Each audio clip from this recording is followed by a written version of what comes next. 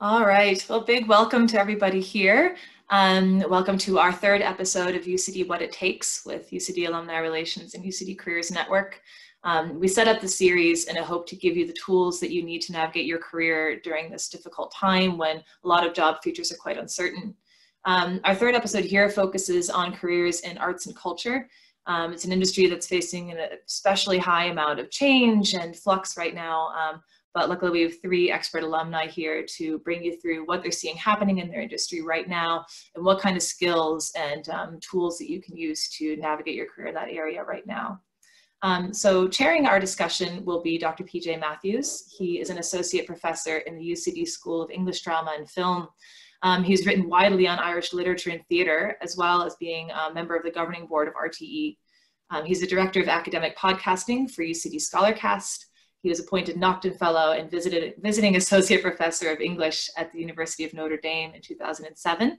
And he's also was the director of the Parnell Summer School back in 2002. He also is the chair of the UCD Creative Fellows. We have two Creative Fellows joining us today, and an alumni as well of the School of UCD of English, Drama and Film. So after we have a panel discussion with PJ and our panelists, we'll be going into a Q&A, which will be led by Michelle Cohen from UCD Careers Network. So while you're hearing everybody chat, feel free to put in your questions in the Q&A box at the bottom of your screen. We're also live on Facebook, so hello to everybody there. This session is being recorded as well, so if you have any questions or want to go back to anything you've seen today, you'll be able to find us up on YouTube.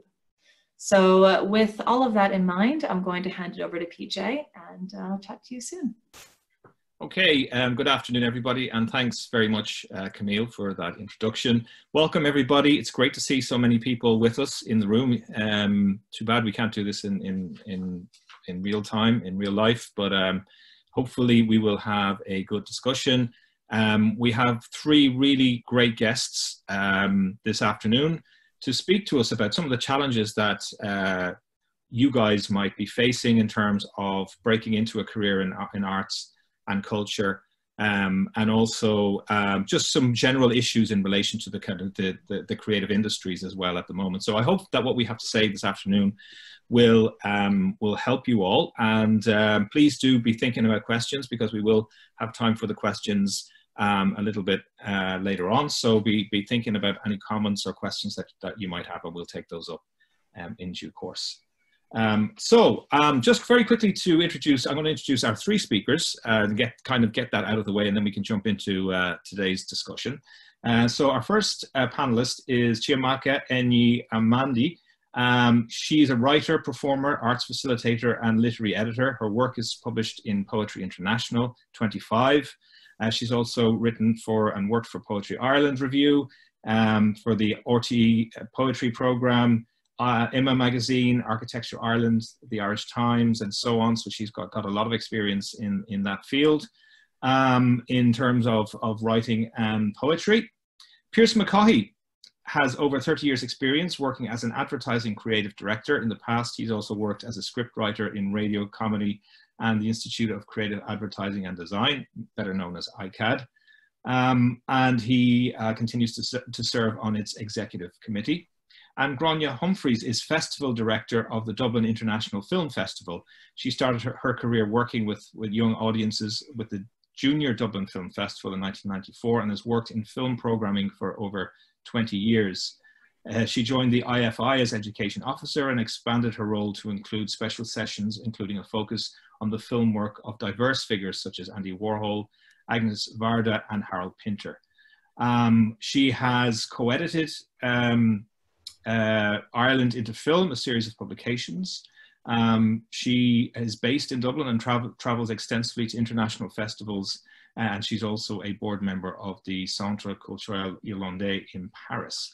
So as you can see, we have a wide breadth of expertise available to us, spanning, if you like, the literary arts, from Chiamaka to Pearse's experience in advertising, and then Grainne's experience in film, and also in festivals and events. So hopefully with these three panelists, we'll be able to cover quite a lot of ground.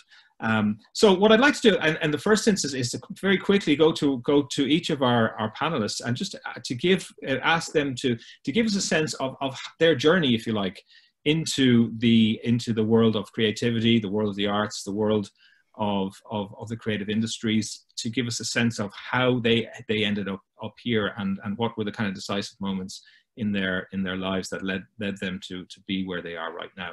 So Chiamaka, if you don't mind, I might start with you in terms of that. So hello to you, good to see you, and thank you for joining us. So how did you end up here, as it were, in this particular sphere of the arts and culture? Thank you for that introduction, PJ. I believe that my journey in the arts and culture started as a student in UCD, actually. So I enrolled in UCD in 2015 in the program English and Philosophy. And so within my first year of college, I was chosen to be in a poetry workshop with the brilliant and acclaimed former Ireland professor of poetry, Paul Meehan. And it was during that workshop, for a semester, that I formed a relationship with her, and she was an incredible mentor to me, very encouraging, and just incredibly insightful, from her long career as a poet in Ireland. And it was through her, so she introduced me to Maureen Kennelly, who was director of Poetry Ireland. And so I was connected to Maureen and began an internship at Poetry Ireland for a few months. And it was through that internship I learned various skills of being within an organization that is the central body for poetry in Ireland, essentially. So it was really great, I think, introduction to, to the industry, to the poetry sector, as well as give me an introduction to being in the workplace and learning like organization skills, admin skills, editorial skills, because I was involved in helping put together the Poetry Ireland review. So I think that was really pivotal for me. I'd say that was where my career started, I believe. Those two personal connections, and what a great mentor Paula Meehan is, what a superb poet and a superb person she is. So to work with Paula and Maureen, I'm sure were wonderful opportunities and learning experiences for you. They certainly were. I count myself very lucky to have been in that position and to just have been in the right place at the right time, I think. So would you say then, for those people listening that sort of seeking out, as it were, or trying to in some way contact people who are who are influential in whatever the field is, whatever your sphere is would be a really important kind of thing to do if you're trying to start out? Yes, I would say right in college there are opportunities, so keep your eye out. Make sure that you're checking your emails and that you're looking at what events, what speakers are coming to the college to give talks or to give workshops. Put yourself out there, put your work out there. If they ask for a sample of your work, whether it's fiction or poetry or essays, work on it. Hone your craft, and then always be ready to produce something to somebody who might be influential along the journey. Yeah. Yes. Great. Listen, we'll come back to you again. I have to keep an eye on the clock. Sorry to be so brief with this, but Pearse, I'm going to go to you now and get a sense of your journey, bearing in mind that we're coming back again to kind of reflect on the immediate moment. So Pearse, thank you for joining us, and over to you. Not at all. Thank you, PJ. Thank you for that. Great to be here. I suppose just to acknowledge one thing, I think the title for this webinar is brilliant, how to break into a career in arts and culture, because I think it does suggest that you're going to have to kick a few doors down. And that was my experience. I suppose, I think one thing you have to embrace to a large degree, we were talking about this a little bit earlier, is that chances are your career coming as an arts graduate and seeking a career in arts and culture, the career path is going to meander. It's going to have detours, it's going to have bypasses. And I think that was certainly my experience. I came into the arts and culture with a desire to be in theatre. And back in the 80s, I joined the theatre schools such as they were in Dublin at the time, but my shortcomings were pretty evident. And someone along the way said, you know what, you should try advertising and copywriting. And I knew absolutely nothing about that. But I knocked on a few doors, kicked a few in, and managed to get into an agency. And 35 years later, I look back on what for me was quite a satisfying creative career. But I suppose the key learning for me in that is that you've got to be open. Very few people are going to, very few people are going to be like Sally Rooney in a couple of years out of TCD, she writes Normal People, or Paul Mescal, a couple of months out of the Lear Academy, and he gets cast as the lead in Normal People, and his pathway is laid out right up to Hollywood. I mean, the fact is, these are not normal people. Most people, it's going to take longer. It's going to take longer than you think to get to where you want to go. And I think as well, I would say that sometimes from where you start in arts and culture is not ultimately where you end up. But I think you've got to embrace that journey, as it were, that it's going to take you into places that maybe that you didn't think you would get to. You're putting your finger there, Pearse, on something that's really important. I think we might call it resilience. The whole idea that your journey is one of not necessarily finding your feet initially, but kind of pivoting and moving and eventually finding your niche, as it were. Absolutely. And I think that you've got to allow for that and embrace that, because it's all part of the learning experience.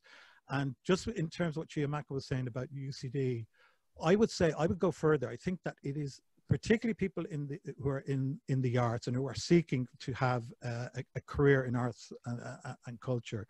What you do in college can be critical.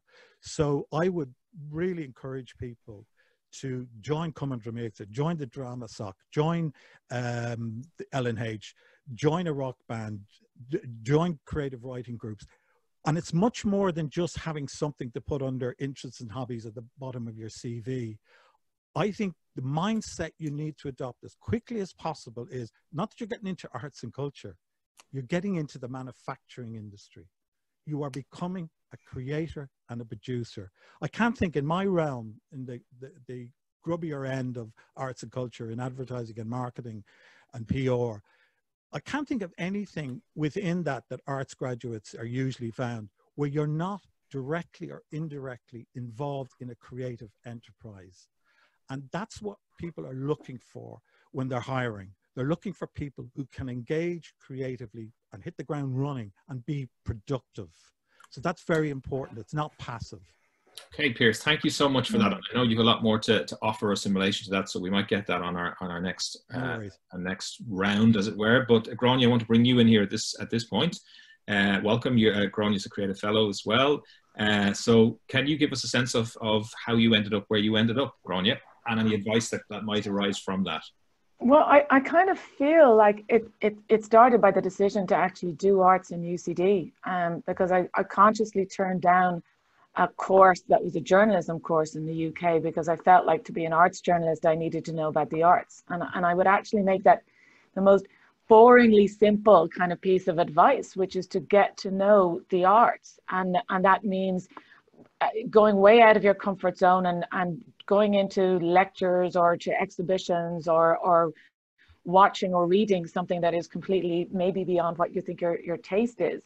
And I think that it's that sense of having a kind of broad knowledge, because as PJ said, when you are actually meeting people or interviewing people, or you're trying to find the person to fit a particular role within the arts, it's often something that they say that actually reflects a deeper knowledge or an ability to have a breadth of experience or insight that actually is, as I said, a hallmark, I would say, actually, of the kind of cultural industries. The other thing I'd say is that do what you can. I mean, I would say in the same way that PJ and Chiamaka used their time in college. Film Soc, I think, started me in programming. You run events, you have to do things. Don't think it's on pause or hold until you hit the real world. This is where you have a captive audience. You usually have a certain amount of funds within the societies to do activities and events. You can fail there. I often still regret I didn't try and put a play on in Dramasat, because I think that was the place to do it. That's where you can experiment and find out what works. Yeah. Two final things.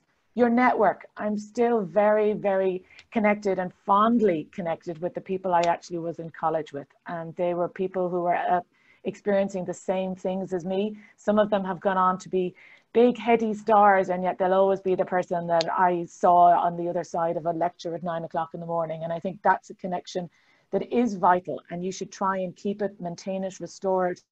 Again, you'll always find there are reasons. You've no idea why, but 10 years, 20 years, 30 years later, you'll need a reason to maybe connect back in. And I would absolutely do the best that you can to keep them fresh and watered and tended, because those will be, ironically, as PJ said, in a culture where jobs come from different angles and different places. As I said, it's often the conversation, the overheard conversation or the accidental conversation that leads to something that might spark your own work, your own practice, or indeed an actual job. The other thing is just something that always makes me laugh, is that I think I was lucky enough to do English as part of my degree, but I think it really just gave me the skill of writing charm letters. And you should always, always charm and flatter by email or letter to the people who you want information from. Because as a student, you will get far, far, far, way beyond what somebody who's out in the real world will get from a fellow competitor. And I think it's an opportunity for people, if they want advice or they seek somebody's feedback on something, I would say go for it. Write that letter or send that email or try and make some kind of approach, because it's amazing how many times I felt inhibited and I didn't do that. And then when I did do it, it was amazing how much friendly optimism and engagement I got from people who I thought were way beyond. And as I said, that I think happens when you're a student. When you're out in the real world, I think the playing ground becomes very level very quickly. Grainne, thank you so much for that. I have to say I'm very impressed that you spotted your network or your classmates in the lectures at 9 o'clock in the morning. That was duly noted there, so well done for that. Yeah, look, great points there. I think what you're talking about there is agility. So I like that idea of moving beyond your comfort zone. I think that's a really, really important thing, that sometimes we tend to kind of circle and circulate within our own kind of chosen field where we feel comfortable and expert in a sense. So it's important, as you suggest there, to be able to be able to be a bit more agile. Running events, that's really important. The network thing, really, really important. And the final point there about communication, writing, and a bit of charm as well, it goes a long way, which is a really important thing. So thank you so much for that. So we've gotten to know you a bit more. We've got to know how you got into, as it were, the creative industries, and we've learned a few lessons from that. Just want to double back now and kind of think about the moment we're in now, in terms of where we find ourselves, what's going on now, and what might be the opportunities and the challenges for people now. So if you were to imagine yourself kind of trying to make an entree at this moment in time, what would you be thinking of, and what advice would you have for our audience listening and watching us this afternoon? So Chiamaka, I'll go back to you on that one, please. I think right now we're in a very pivotal point, in that it is at once a time to rest, but also a time to plan. So I would say, you know, as a recent graduate and as someone who is still quite new in industry, my advice, and something that I'm also doing right now, is that I'm really ramping up my engagement with the industry. So I would say a really important thing to keep in mind is that it has to be a relationship. So it's not just that you're contacting people or contacting agencies, organizations to get something from them. You should also be thinking about what you can give as well. So I would say, so build symbiotic relationships by engaging with, you know, the post, the updates from the industries that you're interested in. So if you're interested in the arts, follow the publishers, follow the filmmakers, follow the directors that you're interested in, comment on the work that they're making, share the work that they're making, critique it, write reviews. Whatever it is, you should be engaging, and you should be forming opinions. And in that way, you show that you have critical skills. You show that you can communicate. You show that you can engage. You show that that you have influence. So I would say like that comes from also building your kind of social network online. So having various social media accounts where you engage with your peers, and that you engage with the community and the industries that you're interested in. So you should always view it as a relationship by keeping up to date, whether it's like signing on to newsletters from companies that you're interested in, or whether it's just following the various social media accounts. Buy the books or the publishers you want to work for, buy their books, write reviews, or just post about it. Help them make more sales, and that way they will look upon you with more favor when you go asking for a job or asking for freelance work. Okay, I mean, you're making lots of interesting points there. I suppose the whole use of social media is an important point, and that's a tool that I think people have at disposal now that may not have been available a decade or so ago. That you can in fact make interventions, if you use your social media smartly and intelligently. And I like your idea there of maybe even having some separate accounts. One that, if you like, is for your kind of serious engagement with the industry, as it were, and you can use that to obviously to get a sense of what's happening, but also to make interventions and engage if those opportunities arise for you. Yeah, look, I think that's really interesting. And would you say, Chiamaka, just thinking about the moment we're in now, do you think that there are also, this is a moment of pause and in some ways paralysis, I suppose, for the creative world? Are there moments of opportunities? And do you think that when we come out of this, that people will do things differently, or that we can see things differently now? Or is the sense that things will probably, you think, resume more or less the way it was? Or maybe it's too early to say. Maybe, maybe it's hard to form opinions on that. But just be interested in a quick response to that one. I don't think that this is a moment of paralysis. I think this is certainly a moment of creativity and of opportunity. We're not at standstill. We are doing things differently already. I don't think we need to wait until we come out of this to see that people are navigating the creative world, with just much more digital savviness. Mm-hmm.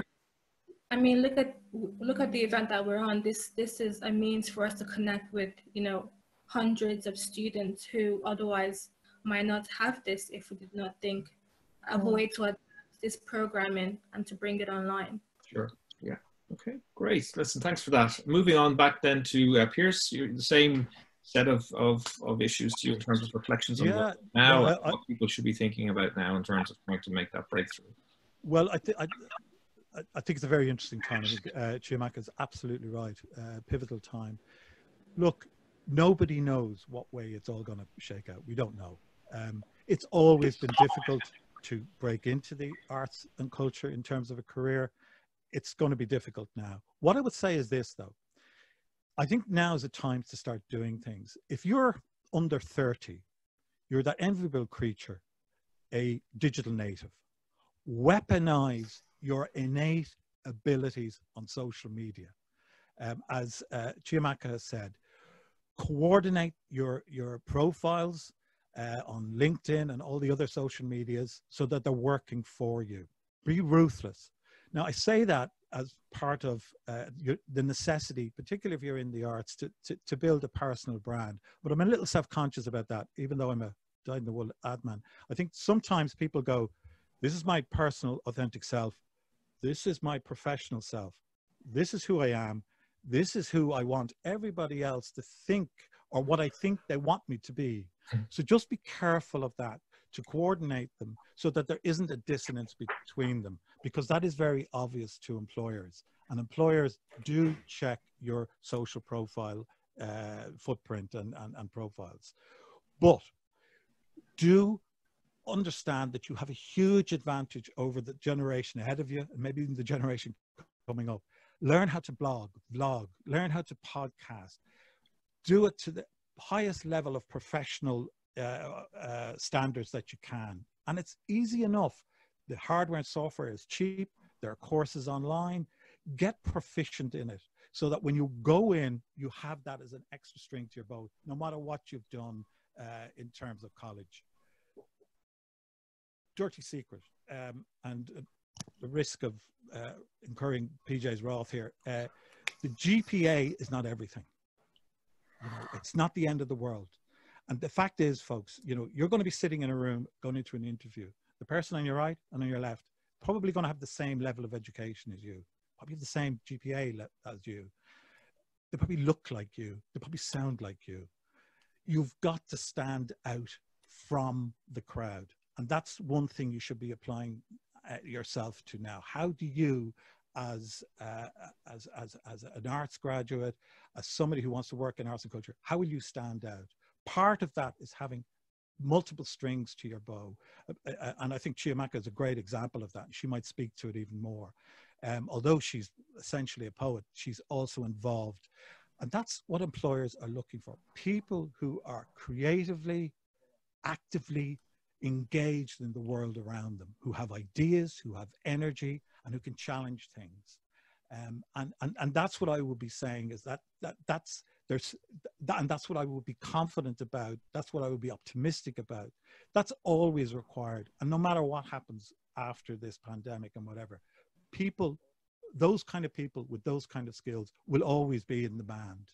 And I think, you know, there's quantitative proof of that, you know, which maybe I'll talk to later, you know, but we know that industries are increasingly seeking out and hiring people with arts and humanities degrees for very good reasons.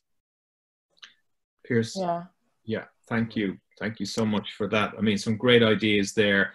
You remind us that, in fact, it's always been difficult in the arts, you know. I mean, when has it not been difficult for writers, for theatre makers, for visual artists, to you know, filmmakers to make their impact on them? It's always been difficult. So this is probably just a new difficult.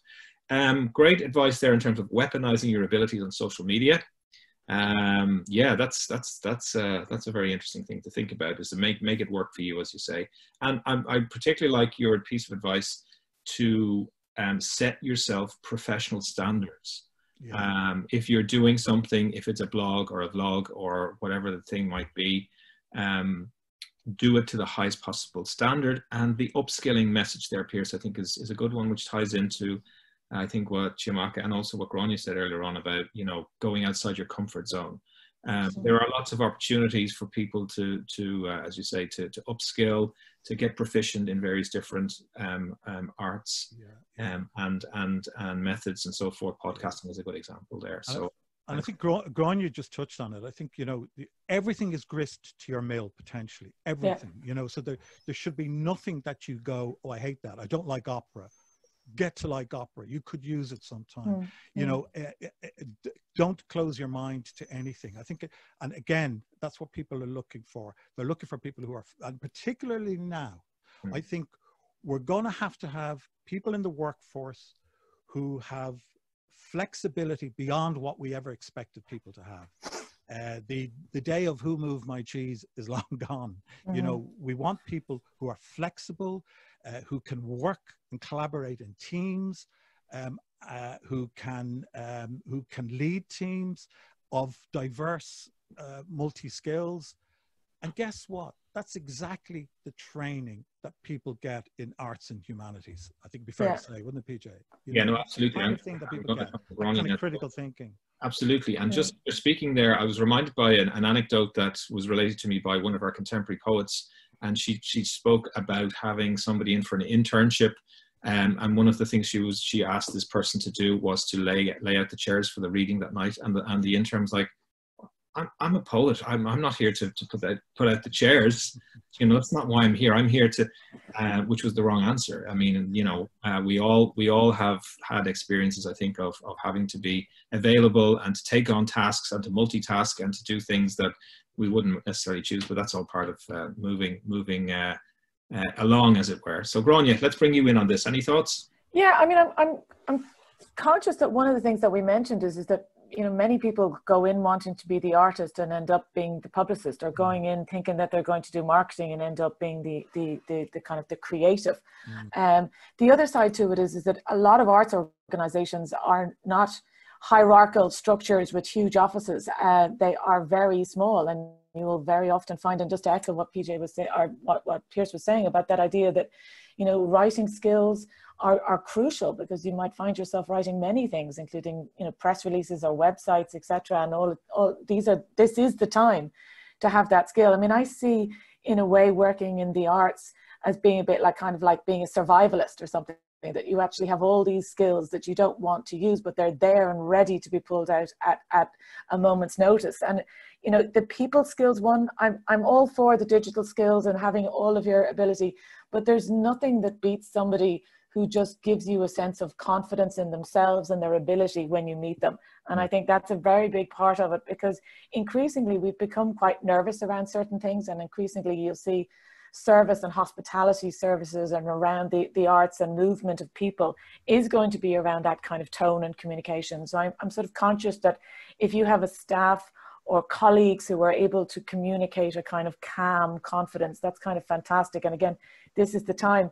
And going back on that idea of kind of upskilling certain things that will last you, I'm kind of also conscious that I've worked in events for a very long time. I have done more events where I've had too many people and too few people, often in the same day.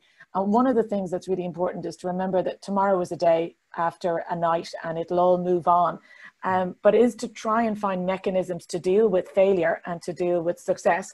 And this is the time to work out what you need in order to do that.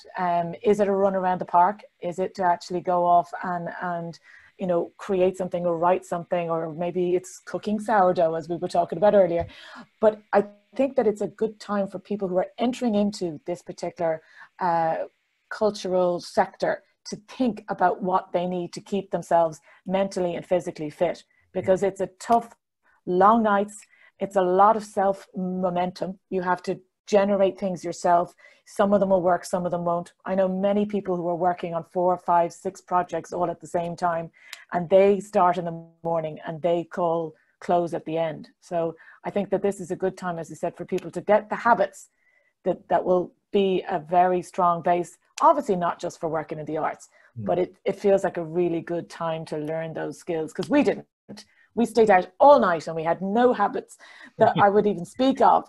But I'm trying to use the fact that we have this moment now to kind of suggest, if I went back in time, I would absolutely do that, because it can be very, very hard to negotiate and navigate, and you can be in a very small team or on your own.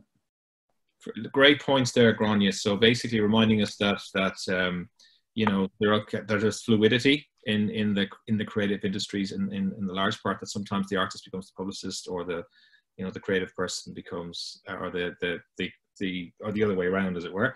I like the point about the confidence and the interpersonal skills, really. I mean, how essential that is, in a sense. People like to have people around them who have a confidence and who are capable and who are competent.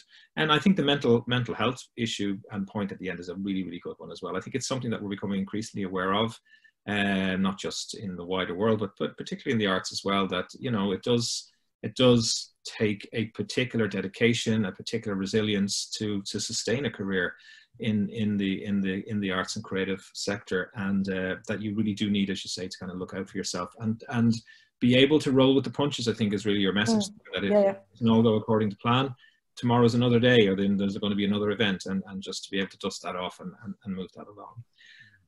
Brilliant. Great points there, folks. I think at this point, I might call in on some of the questions. I'm not sure if someone's going to help me out with the questions. Yep. Hi, PJ. Yeah, I can help with the questions if you like.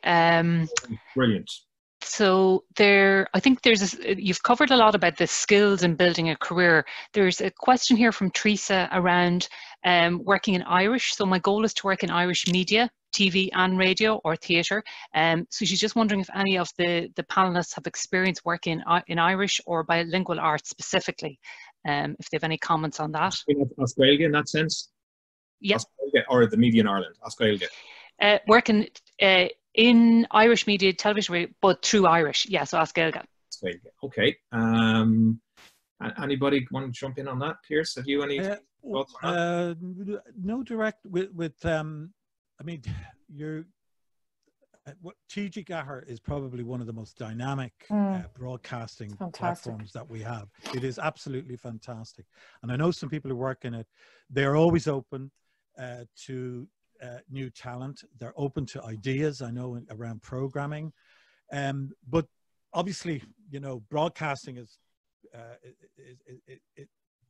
a narrow enough field in itself, and one that's hard to break into, but there's opportunities there. I'm not saying there's not. And then when you get down into specifically Irish language, it also narrows the field. However, they are looking for ideas, and TG Gahar, I would say, and this goes for maybe everything, is, you know, is identify what you think you want to do, and then look and see if TG Gahar or Radio na Gaeltachta, who are equally dynamic and equally active, are doing it. You know, is there a niche? If you have an interest, let's say, in rock music or some specific music, have they got programming that reflects that? Could you put together a proposal for them and go in and try and sell that? Is there something that, you know, some facet of your experience or your interest, you know, that might be more documentary led, maybe youth related or whatever? Could you put together a program idea for that? What are you interested in? Are you interested in being front of camera, behind the mic, or behind the glass in production? Sort all those things out and then work on a plan or a strategy to talk to the person who can help you do that. And Chiamaka earlier related her mentorship in UCD and how powerful that was. Identify who can help you, and then try and seek out an opportunity to either do an interview with them or talk to them on some basis to put that proposal. That's so again, great. I just think be active, be active. I'll just add briefly to that. I suppose this is with my broadcasting hat on. I would say that one of the things, Pearse is right, to look for that niche. And my experience of the Irish language media is there's some brilliant work done on TG Gahar, Radio na Gaeltachta, Radio na Lifa as well is also more local outlet. I think the Gael School scenario is an interesting one to look at. I know I have two kids who went to the Gael School experience, and one of the things that I often noticed was there was very little for us in terms of media for them. You know, Radio na Gaeltachta tended to do the Irish version of Morning Ireland in the morning when you're driving to work or driving to school. I think if you could connect in some way with maybe some teachers, some Gael School teachers, as the Gael School movement, say you're interested in producing some Irish language content for them, and watch out for those opportunities. I think that might be an interesting way to break into that. If that flies, if that works, that might open a door for you in either some of the other Irish language media operations. But that would be certainly, I think, a piece of advice I would give. Brilliant. That's fabulous advice. Thanks both. Now, just we have obviously recent graduates, but also lots of alumni tuning in who might have quite a bit of experience. So just some questions here with regards to using, I suppose, this time now for contacting publishers and creative outlets to draw attention to your work. Obviously, you're pitching work and maybe offering to work for free for a period by maybe reviewing work, submitting work. But when is the right time to say my writing fee is X? So to all of you, if you have any thoughts on that. Good question, because at the end of the day, we have to be very, very careful in the arts and culture space that people don't get exploited and work for nothing. And there can be tendencies for that to be a feature of the industry. And internships are all fine and well, but as you say, there is a point where you have to make money. Grainne, any thoughts on that? I mean, I can't speak to publishing companies, but I know that, for instance, all the arts organisations in receipt of Arts Council funding are committed to paying artists, and that there's a very strong, I suppose, very kind of clear set of regulations outlining those kind of engagements. In terms of internships, it feels less and less like there are those kind of endless internships. People now have a much stronger, a kind of clear number of months that they're actually involved in what kind of outcome and objective. And I would probably suggest the easiest way to do it is to try and be very clear at the start what you want. And if you feel like that's already a dynamic entering into the relationship where you feel like you could be there, I'd suggest it's not right for you. I mean, I know that people want to take on and get into organizations, but at the same time, you have your own, I suppose, dynamic, your own integrity to mind. So I think I would suggest being upfront. I know that a lot of organizations, as I said, I mean, our organization is very clear about what we will do, what we can do, and how we will pay for it. And I would suggest a lot of organizations are somewhat similar. Okay. Chiamaka, I might bring you in here because you're probably the person who's come through this most recently in terms of, I know you've had internship possibilities and also paid work. So what would your view be on this? I do agree that there is a problem with unpaid internships, particularly in the nonprofit world. So whether that's arts, whether that's in NGOs. I would agree with what Grainne said, is that you just have to communicate what your expectations are and what your commitments are and what you want to gain from your time in the organization. So whether that's 4 months or 6 months. And just, I suppose, ask them what they're willing to cover for you, like what level of expenses, and then if it doesn't match up, then you just have to take more of your time back, I suppose, and maybe do. So what I've always done is that I've worked part-time. So I've worked part-time in exam invigilation in UCD Applied Language Center for a few years now, and I've always done that while doing unpaid internships part-time. And that if I ever did full-time internships, unpaid internships, they would always cover all of my expenses, plus they would give me more sort of managerial and leadership responsibilities, because that's something that you might not gain in a bigger organization that might pay you. So it's sort of, I think it's about negotiating and I think pinpointing what is of value to you, because at the end of the day, you cannot allow yourself to be exploited. Caller Meehan, actually, she is someone who has always advocated for me. Whenever I would get any commissions, I would always go to her, and she'd always celebrate with me, but she'd always ask me, like, are they paying you? What are they paying you? And if I said, oh, I haven't asked, she would say, go and ask right now. Yeah. Shy. Very good. So sometimes it's like 20 euro, sometimes it's like, whether the money is just about enough to cover your bus ticket or your train ticket, it's sometimes it's just a token of your time. It's a token that that you're valued. Recognition. Yeah. Yes, particularly recognition. Yeah. So always ask, be vocal. Don't be shy. Use your voice. Great, thanks. I hope that answers that person's question. We do have some more questions coming in, but I know we're tight on time, so I'll just check with Camille if maybe we have time for one more question. Yeah, I think this has been really good. I think we can squeeze in one more. That'd be great if people have time. Great. There's just, I think, one question, and this is probably across many sectors, but any comments on imposter syndrome? Have you experienced it? Any tips for overcoming it? Okay. Grainne, do you want to go with that first? I'm trying to work out. I feel like that in a way that will always come out, and that I think I'm reminded of this great line. I think it was Jack Lemmon, the American actor, said something like, sending the elevator back down, and that's what you do when you kind of achieve something is you make sure that you bring people with you. And I just think you know, if there is, you know, imposters, that they're found out and that's what happens. Do you know what I mean? But it can't stop the system still caring about the people who are coming behind or supporting the people who've gone ahead. That there actually has to be a kind of balance. And the other thing I would say, and I think this is really important, is that, and just Chiamaka's point is so well made, that, you know, it's not a disparate, isolated group. It's a very strong community, the arts in Ireland, and everybody knows everybody else. And that is a very, very positive thing. It means that people are very supportive. They will make recommendations. They will send on references. They will make a phone call for you.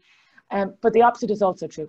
And if somebody does do something really stupid, it's amazing how you will immediately become known across the city and way beyond. And I think that's the kind of thing that I would take from the imposter syndrome, is just how dangerous it is, particularly in a world now where, you know, with social media, everything is known around the globe within half a minute. So that, you know, in terms of my own experience, I can't really think so, but I do think that, and that's the nice part of it. I'm part of a community who I think would tell me fairly quickly if there was somebody pretending to be somebody else. Thanks, Grainne.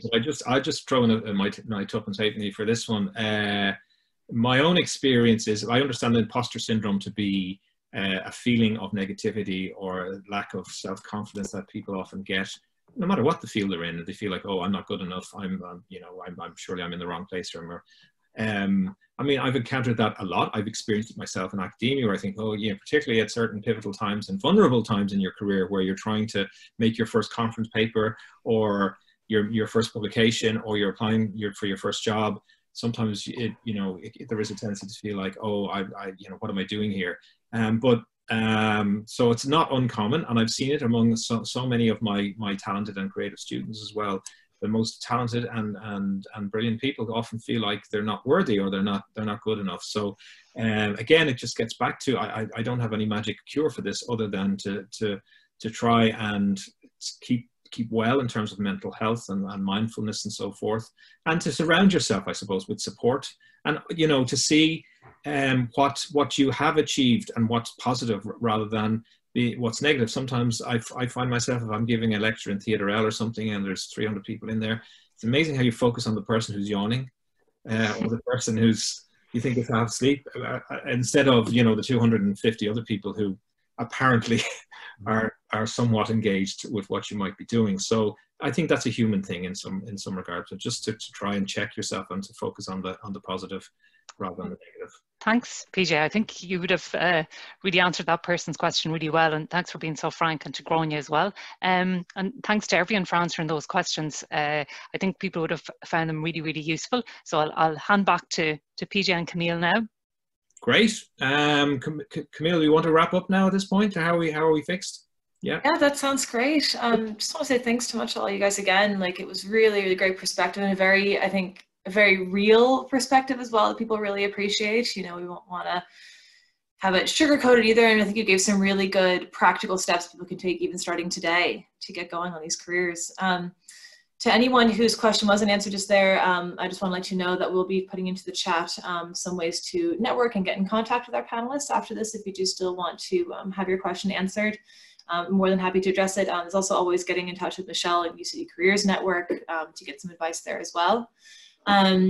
In terms of resources or next steps for people, you can always check out our UCD What It Takes resource hub. It's on the UCD Alumni Network, and within the Alumni Network as well, if you're not already a member, there's loads of opportunities to network with people who might have studied what you studied, they're from where you're from, or they might be currently working in the industry that you're interested in. So it's always a great place to start. You also might be interested in joining us for our next session. The next session is called What It Takes to Upskill for a Career in Tech. So when we talk about honing those hard skills, or if the tech industry is something you're kind of thinking about as well, this could be a really good one for you. So we'll drop all those links that I just mentioned into the chat. And yeah, finally, if you'd like to fill out a survey after this, we'd love to find out how we did and get some recommendations for the next session. So with that in mind, just thanks so much to everyone again for joining, and we'll be seeing you soon.